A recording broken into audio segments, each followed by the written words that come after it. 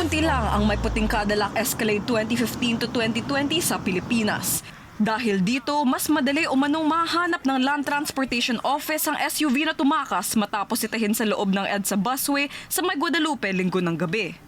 Bago matapos ang linggo, umaasa ang LTO na makikilala na ang driver, pasahero at may-ari ng sasakyan. Nauna nang sinabi ng LTO na peke ang nakakabit na protocol plate dito. Ayon sa Land Transportation Office, hindi basta-basta magagaya ang design ng Protocol Plate number 7 na nakareserba para sa mga senador. Hindi rin ito makita ang mga security feature na dapat na sa plaka gaya ng QR code. Hindi po ganun yung design. It is not the design that we are issuing to Protocol Plate number 7. Second, chinek namin yung aming record. Wala po tayong inisyong Protocol Plate number 7 sa isang Cadillac White Escalade.